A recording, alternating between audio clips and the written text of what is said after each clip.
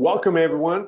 Today's topic is multi-unit and apartment buildings. Dream your business, okay, with multi-units. So let's just dive into it, friends, and understand the difference of single family versus multi-unit. So what is so attractive about multi-unit? Why is it that you need to pay attention? Why is it that you really need to understand this asset type? Okay, so let's start with affordability. Okay, the differences between both of them. Single family homes are obviously going to be a lot more affordable. Okay, multi-units are typically more expensive. Okay, second, appreciation. Single family homes are going to appreciate higher than multi-unit. Okay, now, why is that? The reason is because there's more demand for single family homes than there is for multi-unit. So you're going to see that appreciation rates on multi-units are going to be a little bit lower than single family homes, okay? And that goes as well for commercial. So commercial is anything over 5 units and plus. Okay, so when we talk about multi-unit, I want to make sure that we only focus on residential. Okay, so it's 2 to 4 units. 5 and up units is commercial. So we're going to be focusing on multi-unit residential. Okay, 2 units up to 4 units. Okay, so appreciation is going to be higher on single family homes because there's greater demand. Next, tenants. What's the difference in tenants and the turnover? So typically single family homes, you're going to be able to get better tenants, okay? Because they have that sense of ownership, okay? You're giving them a product and they treat it as their own home. So typically you're going to get better tenants, you're going to be collecting higher rents, and they're going to stay in the property longer. Usually with multi-units, you're going to have more turnover, okay? And tenants really don't have that sense of ownership because of the same reason, right? So they move in and they tend to move out after a few years. We've been very lucky with these properties that you see on the screen on the right-hand side. We've had long-term tenants, so we're very fortunate, very lucky.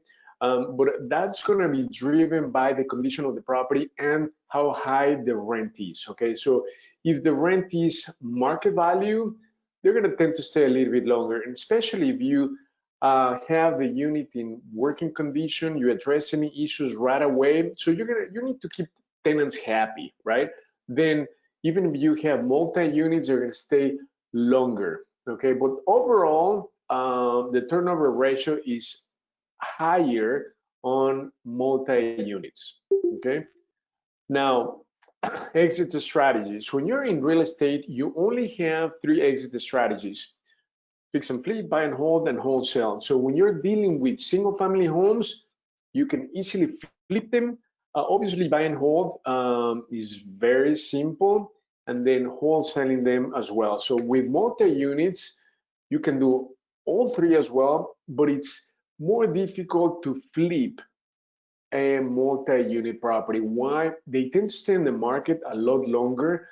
The demand for multi-unit is not as high as for single family home. And the reason why is because of the affordability. Okay, that's going to limit the entry for investors. So that's the barrier, affordability for multi-unit. Therefore, it's not as fast to flip a multi-unit than it is to flip a single family home. So that's something to keep in mind.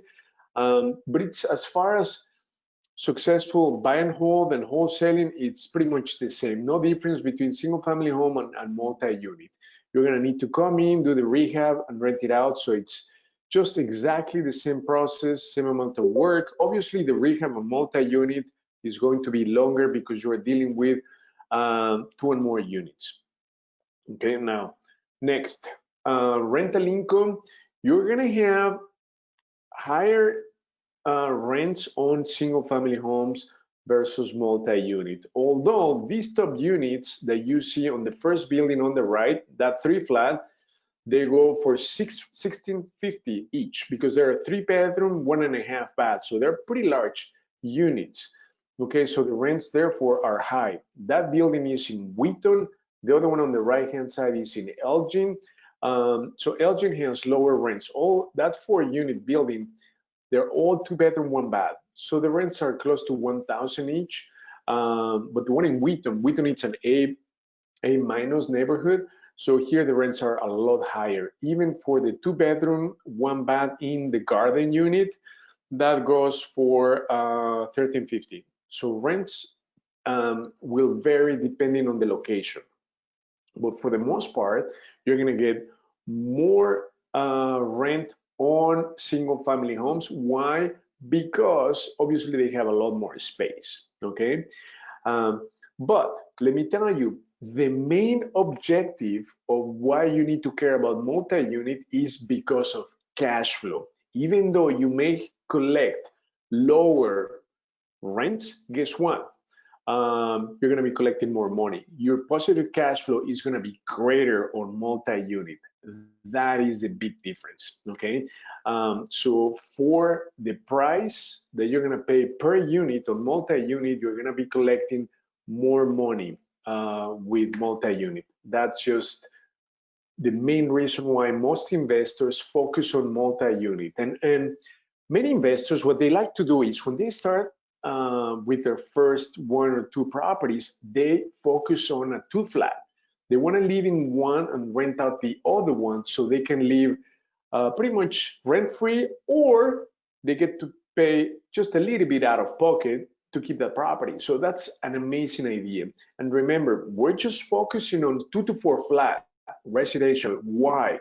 Because funding for residential multi-unit is going to be exactly the same as a single family home. So you're going to be taking full advantage of all the benefits of conventional residential financing with multi-unit. However, the minute you start going 5 and up units, then it's a different ballgame. It's considered commercial. So for commercial financing, they're going to be asking you for at least 25% down payment. Okay, so commercial is just a different ballgame. And so we just want to stick to residential, okay? Because also remember that when you buy the multi-units using hard money lenders or private money lenders, we're going to help you with the rehab. You also need to think about the back-end value, right? Because you need to refinance those loans and put them into a longer rental loan, okay? So those are the main differences between them. And then the last one, vacancies. When you have vacancies in multi-unit, is not as hurtful as when you have a vacancy in a single family home, okay? If you have a vacancy in a single family home, guess what? At least 1,500 out of pocket, okay? Versus multi-unit. It's sort of like diversification. It's not gonna hurt as much. Like for instance, on the building in Elgin on the right-hand side, we have one tenant who is 2 months behind right now. However, we're collecting right now $3,000 per month. Principal, interest, tax, and insurance is about $2,800. So even with only 3 tenants, we're cash flowing about 200 to 300. Okay. Obviously, when a tenant doesn't pay, boom, all the positive cash flow is going out the window. But at least we're not putting any money out of pocket, even if we have one vacancy in that 4-unit. However, if you have a vacancy in a single family home, guess what? Boom, it hurts quite a lot. So that is one of the beauty about multi-unit. You sort of diversify and it's less impactful when you have a vacancy. Okay, super important. So now let's get into some math. Okay, you need to understand certain terms that you're gonna need to fully understand when you talk about multi-unit. Okay, so we're gonna be talking about NOI or net operating income. Net operating income is your rental income minus what it takes for you to run the property. Okay, so your operating expenses. Those are going to be like utilities, property taxes, insurance, HOA, and so forth. Okay, so super important that you understand the formula for NOI. Income, meaning your rents minus your operating expenses. Next, cash flow. So you're going to take your income minus your operating expenses to run the property, and then you're going to subtract the mortgage payment, and that's going to be your cash flow. Now, why do you care about the cash flow? Super important, because when you work with multi-units, you're going to need to know the cash on cash return. That is super important, along with your cap rate. We're going to talk about cap rates in just a second. So what's the cash on cash return? The cash on cash return is your cash flow, that again, it's the income minus expenses minus the mortgage. So this comes out to be your either positive or negative cash flow. Ideally, obviously, positive cash flow divided by the down payment, however much you put to purchase the property. And that's going to be your cash on cash return. And finally, we have the cap rate.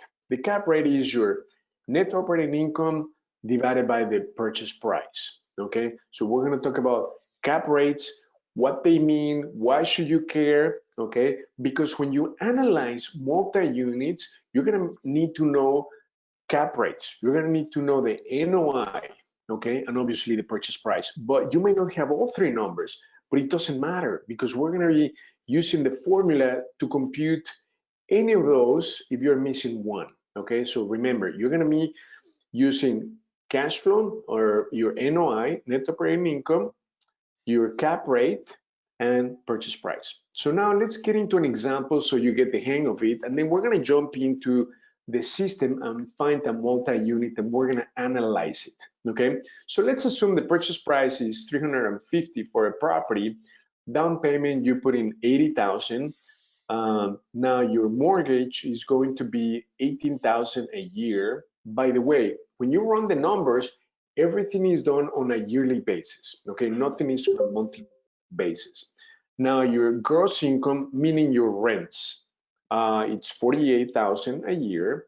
Now your operating expenses, meaning your insurance, your taxes, any common utilities that you pay for, like a scavenger or garbage collection, common electric. You may pay for the gas if you pay for the overall heating system. And then your net operating income. So your net operating income, remember, is going to be your collective rents. In this case, is gross income. And let me tell you, gross income also includes laundry money, okay? Because in multi-unit, all multi-units have typically a common area, common laundry. So you're going to be collecting additional income from laundry money, okay? So hopefully you're going to install coin-up, washer and dryer, and you can either buy them or you can lease them. So if you lease them, another company is going to be in charge of them, and they're going to give you just a percentage of the laundry income. So gross income entails your rents plus your laundry income, okay? Minus, we're talking about the NOI, minus your operating expenses. So you're going to pay for water for sure, which is the big difference, right? When you rent a single family home, the tenant pays for the water. But if you own a multi-unit, you're going to pay for the water, you're going to pay for garbage, you're going to pay for snow removal, you're going to pay for common electric. Hopefully the tenants are going to pay for their own gas and their own electric. That's how it works. So all those expenses are called operating expenses.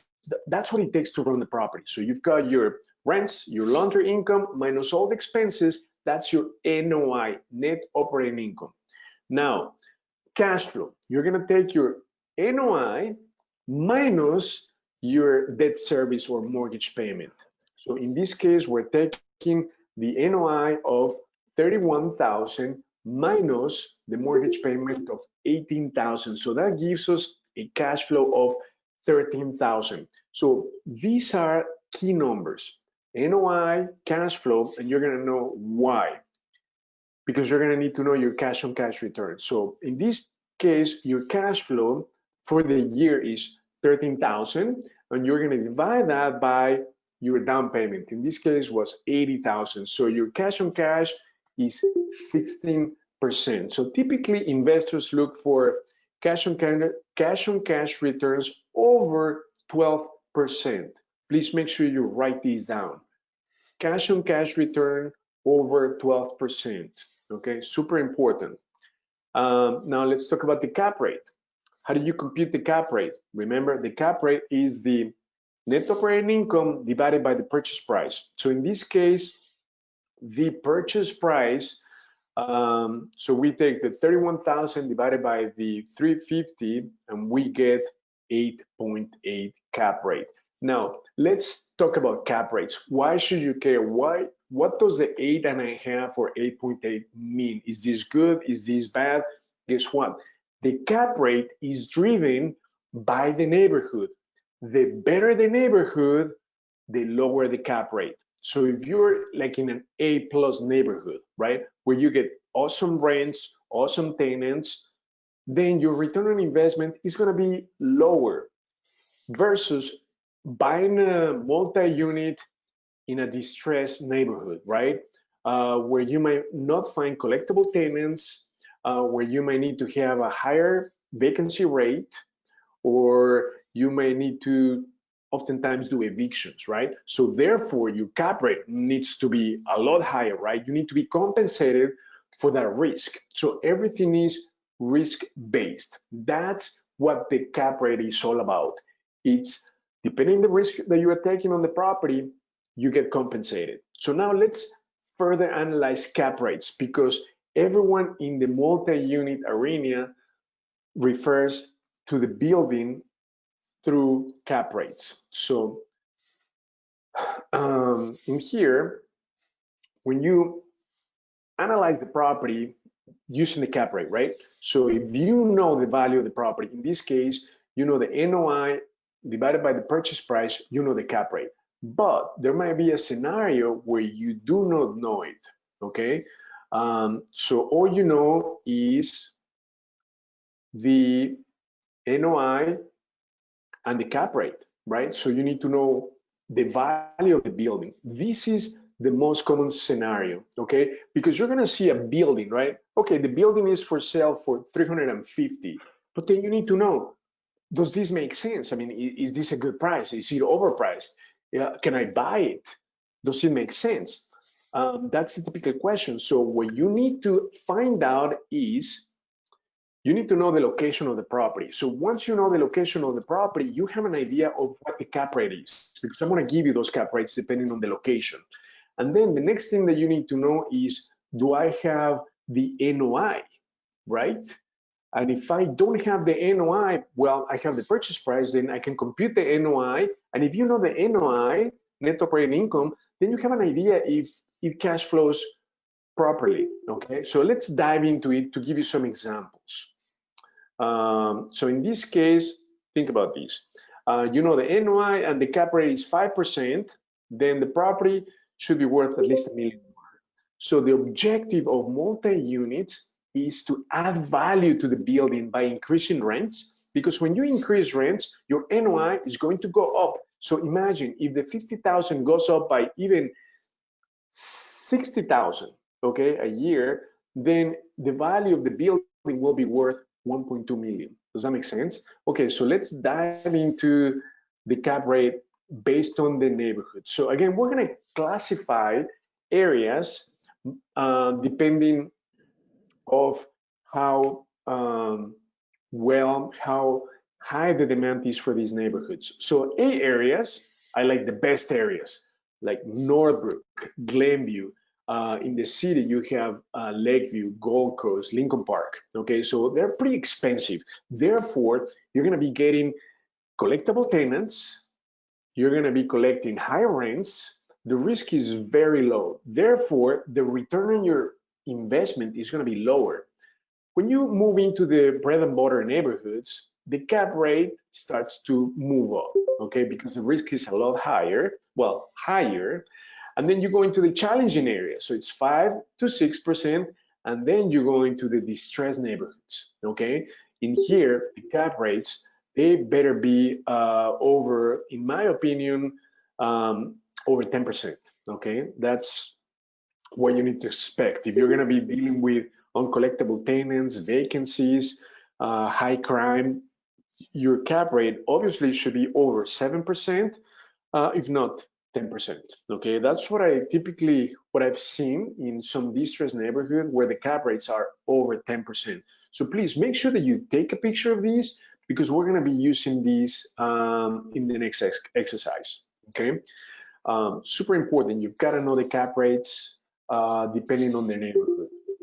And then in ChicagoDealVault, we tell you any neighborhood, whether it's an A, B, C, D. Okay, so now the main idea, as I mentioned earlier, you've got to buy great property in a great neighborhood. So location, location, location. You need to add value to the property by doing a great rehab and then increasing rents.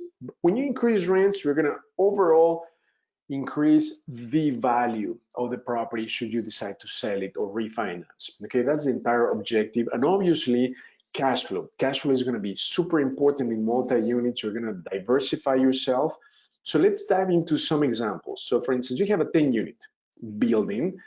This is commercial, but this is just as an example so you understand the cash flow. So if you have in rent 50 units, $50 times 10 unit is 500 or more in rent, okay? If you raise the rent by $50 as an example, so you're gonna be adding 6,000 in cash flow, which is sort of like the example that I gave you earlier, that you're gonna add from 50,000, you're gonna increase the NOI to 56,000. So the building that was worth $1 million now is worth 1.12, okay? Just by adding $50 in rent on all 10 units. It's that simple. So super important to add value by increasing rents, okay?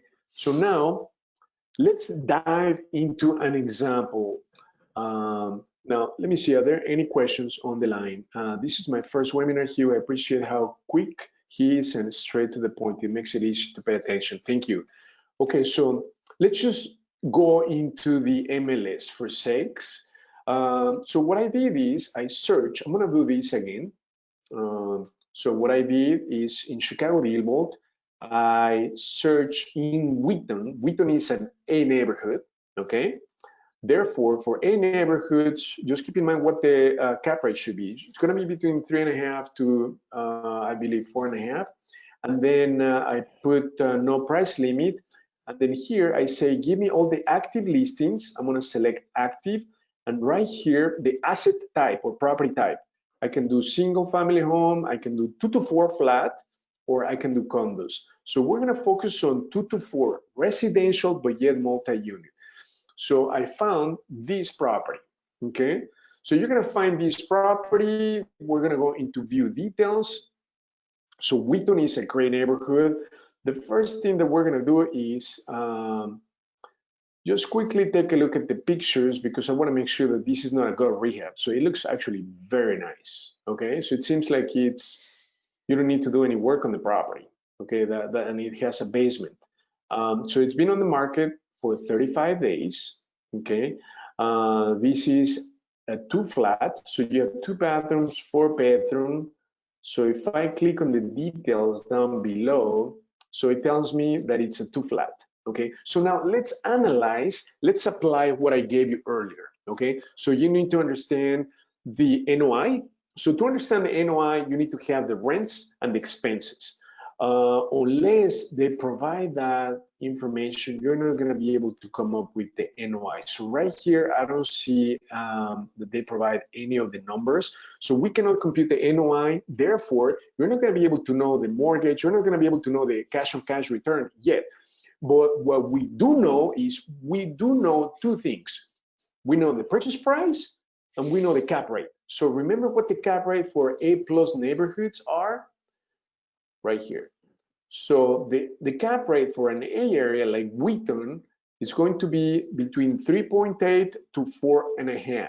Okay, so now why is Wheaton an A neighborhood? How do I know that? Let me quickly show you. I'm going to click on area reports, and then I'm going to look up Wheaton. Just for those of you who are not familiar, so right here, area type, it's the third column. It's an A area in DuPage County. So the building that you saw, the 3 flat, is in Wheaton. So I know the area fairly well. So it's an A neighborhood, okay? That is why rents are going to be high. Vacancy is low. There's a great demand in Wheaton. It's a great rental neighborhood. So let's go back to the property. So I have this property. Is this a good deal or is it not a good deal? So I know the purchase price and I know the NOI. So remember the formula. Let's go back to the formula so that you have a good understanding of the cap rate. So right here, let's go back to the formula. Okay, so right here, let me went too fast. Okay, so this is the formula that you need to memorize. So NOI divided by the cap rate equals the purchase price. So in this case, you need 3 numbers, right? The NOI. Are we going to get the NOI from the MLS? No. Why? Because to get the net operating income, you need the rents. I don't know the rents right now. I don't know all the expenses. Therefore, I don't know the cash flow. So right now, we're going to leave that apart. I know the cap rate. Okay, it's from 3.8 to 4.5, and we know the purchase price. So we're going to be able to compute. Guess what? If we know 2 numbers out of the 3, we're going to be able to compute the third one very easy. So we're going to need to find out what the net operating income is. So in this case, we're going to take the purchase price and we're going to multiply the purchase price by the cap rate. And that's going to give us the net operating income. Okay, so I'm going to repeat that again. I only know the cap rate and the purchase price. I don't have an idea for the NOI. So what we're going to do is we're going to take the purchase price, multiply that by the cap rate. So the purchase price, let me pull up my calculator, is 334, 1, 2, 3, by the cap rate. So the cap rate could be between 3.8 to 4.5. So we're going to multiply times, let's say, 4.3. Okay, 4.3. And then, so this is my NOI, net operating income, $14,362 per year. Now remember, this is a 2 flat. Is this a good cash flow? Yes or no? So what I need to do is the following. So this is my yearly NOI. I need to divide this by 12 months. I want to know what my monthly NOI is. So my monthly NOI, net operating income cash flow, is $1,200. Okay. Now remember that you have 2 units. But now we need to subtract the mortgage. Remember, to know my cash flow, because this is just the rents minus the expenses. But guess what? We still need to pay the mortgage, right? So now, how much will my mortgage be on a 300,000 property? My mortgage is going to be close to 2,400 at least, right? So imagine if I just subtract 2,400 per month, okay? Boom, I'm gonna be in the negative. So this property doesn't make sense. It's not going to cash flow. You're going to lose money on this property. Okay. So that's how quickly you can analyze properties. Well, and this is the reason why it is hard to get great deals on A markets. And it's the same on single family homes, right? If you want to buy a property in, let's say, Glenview or Norbrook or Lake in the Bluff, Deerfield, those are A neighborhoods, right? So therefore, the prices are very high and the numbers typically don't work, right? Because the mortgage is too high. That's the issue with multi-unit in gray neighborhoods. So we're going to need to move down to a B neighborhood. okay? Because this doesn't make sense. It's not gonna cash flow. And that's the full objective of properties that will cash flow. So can I get a B neighborhood on the line? B or C? Okay, so can't a C area become a B neighborhood during the course of the investment? Absolutely, great, Tamir, great point. Some C neighborhoods can move up to B neighborhoods, from a C plus to a B minus. That is absolutely possible. Like what I've seen is in Moni, it's in the west-south suburb. There's a huge compound of Amazon. So guess what happened? That brought a lot of employment sources to that neighborhood. So it just, property values went up automatically. So absolutely, a C can jump on up to a B, absolutely, and a B can go to an A, absolutely. Okay, Westchester. Okay, so now let's find out, is Westchester an A area, a B area? In fact, we have a 3 flat in Westchester, okay? But I just want to show you. Westchester.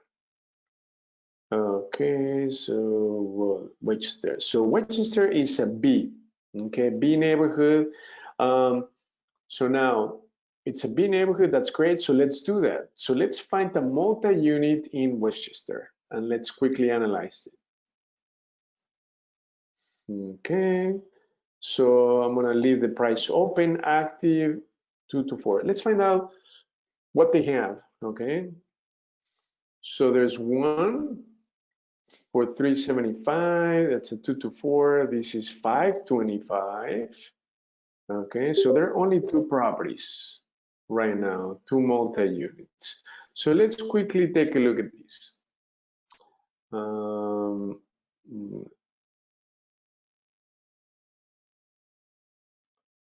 Did it come back? Okay.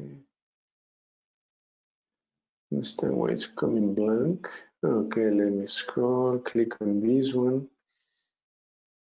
Okay, 5 bedroom, 4 bath. I want to see what type of 15 pictures. Whoa, this looks really nice. Very nice. Look at the rehab on this. Whoa, it's beautiful. Okay, so when you see 4 baths, my suspicion is that this is a 4 flat. So let's go into the details. Okay, great income producer with good cap rate. Okay, so it's got 5,000 square feet, comes with 4 large units, so it's a 4 flat. Okay, 4-car detached garage. So it looks very nice. Okay, so now let's analyze it. Does it make sense? It doesn't give any information as to the rents. So what we're going to do is we're going to do exactly the same scenario. We know the purchase price and we know the cap rate. So remember the cap rate for B neighborhoods, it's going to be 4.6 to 5. Okay, so let's make it 5. So now let's bring the calculator again. So we know the purchase price, 525, 1, 2, 3, times 5%. This is going to give us the net operating income per year. We're going to divide that by 12. So this is the monthly NOI, so net operating income. To this, we need to subtract the debt service or the mortgage. So imagine the loan on a 450 or 500,000, it's going to be 3,500, 4,000. So this is not going to cash flow. Okay, so this is not going to cash flow. So let's subtract 3,000. Your cash flow on this is going to be negative. Okay, you're going to lose money if you were to buy this property. Okay, why? It is too expensive. It is that simple. It's too expensive. So let me give you an example. So we bought a 3 flat in Westchester for 175. Okay, so let's do exactly the same scenario. 175, 1, 2, 3, times 0.5. That's the cap rate. Technically, so that's the cash flow per year divided by 12. 729. But guess what? Well, we're gonna rewind a bit because it's 175 plus we did the rehab. So we put in about 160 rehab. So we were to 166. If we were to sell the building is worth 450 or so. Okay, well, you bought it for three. We bought it for three, all in 341. Okay, so now at the cap rate of 5% times 5%. So we would expect at least an NOI per year of 17,000. So 17,000 divided by 12. Let's see how accurate this is 1,400 in net operating income. So in fact, the rents are 1,600 times 2 for the 2 units on top, plus the bottom unit is at 1,400. So the cash flow on that unit, on that building is 4,600 minus the mortgage. So the mortgage on 366 is close to 3,100. So the cash flow is 1,500 per month, and then you have 3 units. So we're cash flowing about 400 to 500 per unit. This is what you need to aim for. Properties need to cash flow at least 300 and up per month. Okay. So in this case, the objective is to buy a building that is in okay condition. You need to add value to it, because if you buy these buildings, they've been already rehabbed.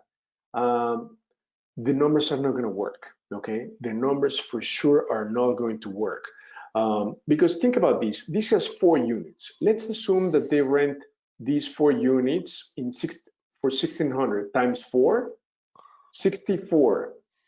That is just rent. Now, operating expenses, taxes, insurance. The taxes on these buildings are going to be over close to 15,000. So let me show you. Yeah, you see the taxes is at least $1,000 per month. So between taxes and insurance and operating expenses is going to be close to 1,750 per month. Okay, and then the mortgage is going to be about 3,500 on this building. So you're going to cash flow 1,150 divided by 4. So you're cash flowing 287 on this building. So a lot of numbers that I'm giving you, but I just want to make sure that you fully understand what you need to look at. I'm going to just quickly summarize. If you don't have the net operating income, you can compute that by multiplying the cap rate times the purchase price. But oftentimes, when you look at multi-units, they're going to give you the rent rolls. Okay, so you're going to know the rent rolls, and they're going to tell you what utilities the owner pays for. So you're going to be able to easily compute the NOI, net operating income. Okay, and then you're going to divide that by the purchase price. So now let's try that formula. Let's assume that we know the net operating income divided by the price. So let's go back to this building. So let's assume that the true rents for this building are 1,500 times 4, just to be conservative. So that's 6,000. 6,000 minus, that's the rent, minus the operating expenses. Just for taxes is 1,000, plus insurance, plus utilities, water, common electric, scavenger. It's going to be at least 1,700. So 6,000, those are the rents for 4 units at 1,500 each, minus at least 1,750 for operating expenses. Our NOI, net operating income, is going to be 4,250. Okay, so we know the NOI for this building divided by the purchase price. Okay, so we're going to get the cap rate. You divide this by the purchase price, 525, 1, 2, 3, and then we're going to get a cap rate of that is 8%. No, that's even less than 1%. It's even less than 1%. So that tells you that it's just way too overpriced for what you're making in rents. Yeah, this is less than 1%. So your cap rate less than 1%, it's just not worth it. So this building is overpriced. Does that make sense? for the rent, for the expenses, you're not going to cash flow. Okay, so are there any questions on the line? I just want to make sure that you really get a good feel of understanding the numbers, because most oftentimes this is the first scenario that you're going to come across. You're going to know the NOI, you know the purchase price, and therefore you know your cap rate. Okay, so remember, in this case, we came up with a cap rate of less than 1%, when indeed it should be about, for a B neighborhood, it should be 4 or 5%. So that tells you the price is inflated, it's high. But remember, right now property prices are still holding very high because there's a shortage of inventory.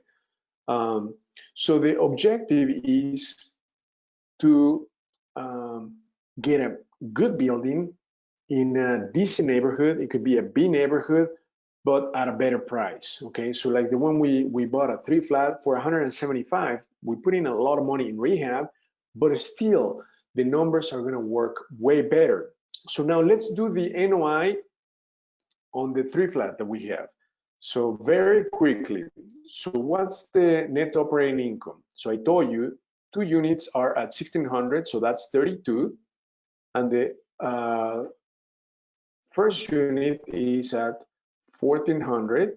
So this is the combined monthly income. So that's the collectible or gross income minus the operating income, operating expenses, which are your taxes, insurance. So taxes are minus 1,000, they're pretty high. Minus the insurance is gonna be maybe 110 a month. Okay, minus the water plus utilities, another 150 a month. Okay, this is our NOI, net operating income. Divide these by the price. So we pay 175 plus the rehab, another 160. So we are at 370. So we're going to divide that by 370. 1, 2, 3. Okay, so the NOI came up at less than 1% if we were to sell it. But again, we would make money if we were to sell it at that price. Okay, so it wouldn't make sense for the actual end of buyer. The key is to obviously buy the building at a great price. Okay, so now to increase the NOI, can you sub meter the water so tenants pay for the water? Great question, Rob. So in the past, we've tried to do that, but it's way too expensive. We need to do like rough plumbing to separate the meters so they pay for their own water. It's something that we just need to take into account when we rent out the unit, okay, that we have to pay for the water. So those water bills sometimes could be pretty high, especially in the summer. They go 400 up to 400 a month. So imagine 400 a month for the water bill, 1,000 for taxes, one over 100 for insurance. So your operating expenses could be up there close to even 2,000. Okay, so you better make sure that your rents are high to get positive cash flow. At least you should target 300 and up for cash flow per unit. Are there any other questions? Now, Pete, if negative cash flow, do you make an offer where the numbers work? Yes, absolutely. Only on properties that the cash flow makes sense. Okay, so to compute the cash flow, again, you're going to be able to, you need to have these cap rates and the purchase price, and then that's going to give you an idea of what the cash flow is going to be for the units. But again, these properties, think about this. Even if this was a single family home, you don't want to buy these type of properties. Look at this. They've already added a lot of value. They rehab the property. So obviously they're going to be selling these for retail price. We as investors don't pay retail price. That's the big difference. Okay, look at this. It's so beautiful. Okay, so we need to do the work, add value to the property, and in that way, we're going to be able to cash flow really, really well. Are there any other questions on the line? on multi-unit. But in my personal opinion, I love multi-unit because of the diversification and positive cash flow. As I told you in the previous slide that I showed you on the buildings, we have a tenant that is behind 2 months. But at least we're not putting any money out of pocket. If they were single family homes, that would hurt quite a lot, okay? So that's the big difference with multi-unit. So let's just quickly summarize the numbers that you need to understand. The net operating income is your gross income from the rents and laundry unit minus your operating expenses. Operating expenses, and we have the operating expenses right here. Let me quickly show you. When you go to the rental calculator, all of these expenses are operating expenses: taxes, insurance, management fees, HOA, maintenance, utilities. This is what it takes to run the property, okay? So you're gonna take your income, vacancy, minus your operating expenses, and that's going to give you your net operating income. And then your cash flow is going to be your NOI minus your mortgage payment, and that's going to be your true cash flow, okay, which we compute for you here in DealVault. So we're going to give you the net operating income. So in fact, we can analyze this property right here. So let's assume the rents we said are 6,000. So now let the system do the work for you, okay? We don't need to do all the numbers. I just wanted to show you the numbers on the calculator so you understand what's happening behind the scenes, but DealVault is going to do everything for you. So operating expenses, here you're going to be paying for water, gas. So utilities are going to be at least 100, no, plus the water. So utilities could run 300 for the water, could be close to 500 for utilities. With the water, maintenance, you're gonna need to have at least 150 a month, and then management fee is gonna be at least 200, so $50 per unit. Insurance is gonna be about 120. Taxes right there. How much are you buying the property for? In this case, 525. Let's say that we buy the property for 500. 1, 2, 3. The rehab, you hardly need any work on these, so I'm gonna put at least 15,000. 1, 2, 3. And then calculate. So let's run the numbers. Right now, rents are 1,600. We said it's 6,000 for the rents a month. So that's what it went wrong. Okay, so right here. Your insurance line is wrong, Hugo. You've got 60,000 for insurance. Yeah, insurance is 120. Thank you for the correction. Okay, so right now, okay, positive cash flow. How much we're paying for the building? 500. Utilities 500. Yeah, maintenance, management, insurance. Yeah, the numbers look good. Purchase price 15. Perfect. We're putting 20% down, so actually down payment should be less. 15%. Okay. Okay, so let's look at the numbers. Right here, positive cash flow, assuming you rent each of these units that are beautiful for 1,500. Okay. So look at this. So you can cash flow up to 1,790 for all 4 units. So divide that by 4. So pretty much you're cash flowing about 425 per unit, which is really, really good. But right here, let's look at the mortgage. I'm curious to see the mortgage payment. So net operating income, we're going to compute the NOI for you. So look at this. Right here, the combined monthly income is 6,000, a year is 72. So now we go through the expenses, utilities, maintenance, management. And this is management 12,000.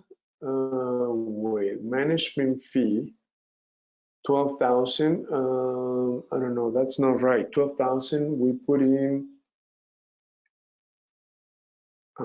Let me see something. Management. Oh, I see what it is. This is a percentage of the rent, okay? So the management fee is gonna be 5% of the rent, so it's computed right here. So management, 300, insurance. So monthly expenses, okay, yearly expenses, 20,000. So your NOI right here is computed for you. and then your acquisition is 500, your rehab 15,000, closing cost. Okay, so down payment 75,000. So here this is your monthly mortgage payment, 2,200. Okay, so think about these. So we're taking the NOI minus your mortgage payment, and that's going to give you your positive cash flow. In this case, 1995. Okay, 1995 divided by 4, so you're cash flowing close to 450 per unit. Okay, assuming this is with the assumption that you're renting each unit at least for 1,500. Okay, the thing is that you only have 5 bedrooms. Okay, and this is a 4 flat. So most of these units, guess what? They're gonna be like 1 bedrooms. So I think I went too high on the rent. So I think this should be no more than 5,000 in rent, because these are all 1 bedroom and one is a two bedroom. So yeah, the cash flow is gonna be less. Yeah, absolutely. So about 1,000 to 1,500 cash flow on this building divided by 4. So you're cash flowing about 300 per unit. So it's still good. Still good. So the analysis on this building, and you need to do very little work on this. Now, again, the thing is that to buy this property, remember what I told you about multi-units affordability. Down payment on this type of property is about $75,000. Okay, so affordability is one of the biggest entry barriers for multi-units. But again, ChicagoDealVault is going to compute all the numbers, the NOI, the debt service, everything. So, and then I gave you the cap rate. So you have everything to make sure that it cash flows, that it's a good deal. But I wanted to show you with the calculator so you can have a really good idea of what we're doing for you behind the scenes, okay? But Dealvault is gonna do everything for you on the rental analysis and on the flip analysis, okay? If you were to flip the property right here. So we need to fill out pretty much the same information. Are there any questions on the line? Okay, how many do you analyze before you find a deal? Okay, sometimes we analyze, we could analyze 20, 50 properties, and we can sometimes find only 1 or 2. So sometimes it doesn't make sense, right? And then the key thing is that we don't want to buy a property that is already rehab. We want to add value to the property, because the person adding the value to the property is the one making money. Okay, we don't want to pay retail prices for this. So even if these cash flows, we could buy this type of property for a lot less, put in not so much money and cash flow even more. Does that make sense? So sometimes it varies. Sometimes we analyze like 10 deals and we can find 1, 2 deals. So it varies. Great question, Gary. Another question is, try just to adjust the HOA on a condo property. I'm selling it and it would not adjust. Okay, so the HOA, yeah, the HOA, Homeowners Association, is blanked. It's disabled on multi-unit because you don't pay HOA when you own the entire building, okay? Only if you're buying a condo, then you're gonna be paying Homeowners Association, okay? Another question is, with COVID impacting tenants who lose their jobs and can't pay the rent, is it better to rent out all units to Section 8? So great question, Richard. If you already have tenants in place, all you have is to work out a payment plan, because there is a moratorium until December 31st. So there are no evictions till then, okay, till next year. So the best thing is to either work out a payment plan, or if they're like way behind, then it might be best to do cash for keys. So you can offer them maybe a little bit of cash and then sell the debt. So they don't owe you anything for the past, let's say 2-3 months, but they need to move out ASAP. You just want to minimize your loss, okay? And then Section 8 tenants, absolutely. They are, in this pandemic, the best tenants, because regardless of the economy, you're going to have your money on the first, okay? So those are the best tenants to have right now, the ones with Section 8. Although there's an assistance. One of our tenants applied for government assistance. They can get up to $5,000 in rent assistance, okay, right now due to the pandemic. Although the deadline was last month, end of the month, ended the applications, okay, for that assistance, 5,000 for tenants. How do you, what does the property management fee cover? Okay, so great question. So management fees, like these fees, great question. So this is a percentage of the gross income. That's how most property management companies work. They charge a percentage, and that typically goes from 6 all the way, I've seen, to 10%. And they're going to do the tenant management. So they're going to take all the phone calls. They're going to dispatch handyman for maintenance issues. They're going to be in charge of rent collection. And if tenants don't pay, they're going to be in charge of sending the 5-day notice, or they can work with attorneys, obviously when evictions open. So they do pretty much everything. It's just a great idea to always have a property management company manage your rentals. Super important. You don't want to have the stress and headaches of trying to deal with the tenants, rent collection, maintenance issues. It's just a big nightmare. It's not worth it. So in ChicagoDealVault, I'm glad you mentioned that. We have on their preferred partners, we have a property management company that we use right here. So we have over 80 preferred partners right here. On the property management, we use a company that they only charge us $50 per unit, per door, and they're going to be in charge of doing everything. The only difference is that they're going to be using our crew to dispatch for maintenance issues. So we sent a list of our crew with their contact information and the category. So plumbing, electric, you name it. So we want to make sure they use our crew instead of theirs, because guess what I found out? That's how property management companies make money, when they do maintenance repairs, because they're going to charge you an arm and a leg. And obviously they tap into your rental income because they're going to charge you a percentage of the rental income. I didn't like that. So this company will charge just a flat fee, $50 per door, plus they're going to use our crew. So that is just the best of two worlds.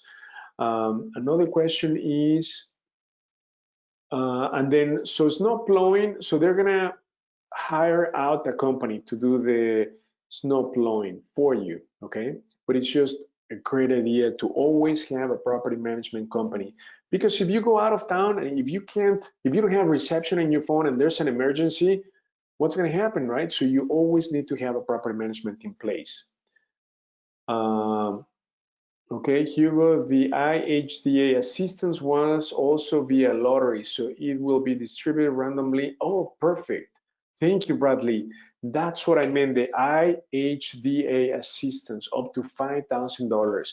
So the tenant applied for that. They had me sign like 10 pieces of paperwork, okay?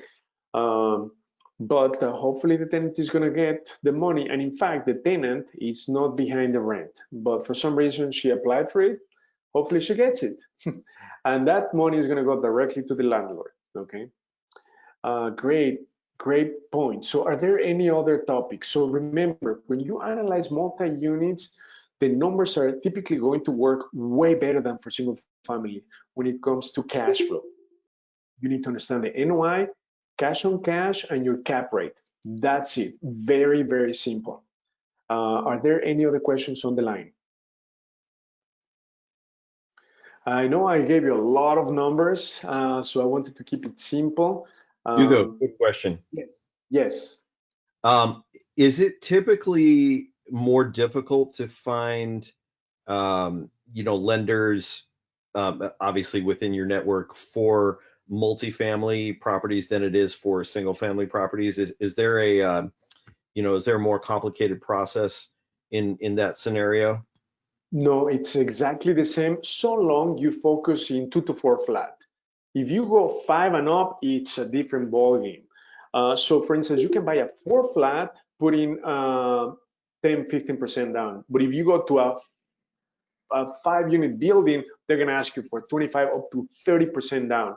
So it's a different ballgame. So ideally, you stick to 2 to 4 flats. It's exactly the same financing mechanism. And in general, you're always looking to get out of that hard money as quickly as possible and get a conventional loan in place, right? Absolutely, absolutely. So we always use asset-based lenders, meaning Harmony lenders, which are big institutions. We have them all in ChicagoDealVault on the preferred partners. So we work with Renovo, Patch of Land, Lima Capital, Barnett, Constructive Loans. So they're hard money lenders, institutions. They're going to charge you an arm and a leg for the short-term loan. They're going to charge you 2 points, 12%, a 4-month term, okay? But they're also going to give you 100% of the rehab, which is awesome. But that loan is only good for like 4 months. And then you've got to refinance. So you're going to pay that off. So you refinance using a conventional lender. Like some of the bigger banks, Chase, our preferred conventional lender is Homebridge, One Lawyer. But guess what? One of the beauty, and I've seen this happen in the last, I would say 8 months, Harmony lenders are coming up with rental loans. So the beauty about this is the following. Like we've done it like 3-4 times already, maybe 4 or 5 times, where we use the Harmony lender. They give us the money for the purchase up to 90% of the purchase price. They give us 100% of the rehab. Once we finish the work, we rent the property, and then we call them and say, can you put this in a rental loan? So now Harmony lenders are offering rental loans, which is awesome, because then the advantage is that they already have all your paperwork. They don't even need to do a second appraisal, because on the first appraisal, they're going to compute the as-is value when you purchase the property and the after repair value. So you're going to be saving on closing costs. You're going to be saving on appraisal cost. So it's just great. Harmony lenders are now doing the refinance, because you know what? They realized they were missing a big piece of the pie, because they gave all this money up front and they made money only in a short period of time, let's say 3-4 months. And then guess who makes the most money? The conventional lender, because they get to hold your loan for 20-30 years. So they said, whoa, we're missing a big piece of the pie. Now they are introducing rental loans, which to me it's awesome, because then you just make a phone call and all they're going to ask you for is the lease. You need to have the rent roll, or if it's a multi-unit, a single family home, leases. They're going to ask you for leases, and boom. I mean, it was so simple. I made a phone call, in fact, last week to our Harmony lender. I said, you know, the property is rented. Okay, how much is the property rented for? Send us the lease, and that's it. And then these are the options. So they're going to give you like 4 or 5 options. And then you also have the option to cash out. Okay, depending on what the property appraises for, you can even cash out. So great question. And were these typically, sorry to just follow up, were these typically at competitive rates to standard like big bank conventional loans? Absolutely. Like right now, we're getting actually when is next week? Yeah, we're doing the refinance. They gave us 5.9. So I think it's very competitive. So we're doing a lot of refinances right now, maybe 3, 4, and then we're getting between 5.8, 5.9, all the way to 6.2. Yeah. Are they giving you that with less than 25% equity? No, they require 25% equity. 25% Okay. equity. Yeah. So absolutely, you need to have that equity in the property. So the key is to buy a great deal, do a light rehab less than 40,000, and then have at least your 20-30% equity. If you have more equity, guess what? You can cash out. Yeah, but they require. They're going to be looking into the debt coverage ratio right here in this analysis. Debt coverage ratio. They want to see these being over 1.2. So if they see like 1.4, yeah, boom, it's going to get funded right away. So in fact, this property makes a lot of sense now that we look at the numbers, the one in Westchester. But the thing is that, man, it's quite expensive.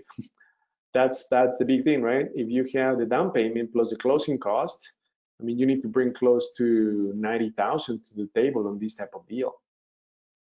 So we're looking for smaller deals where we can bring 20, 30,000, but not 100 to one property.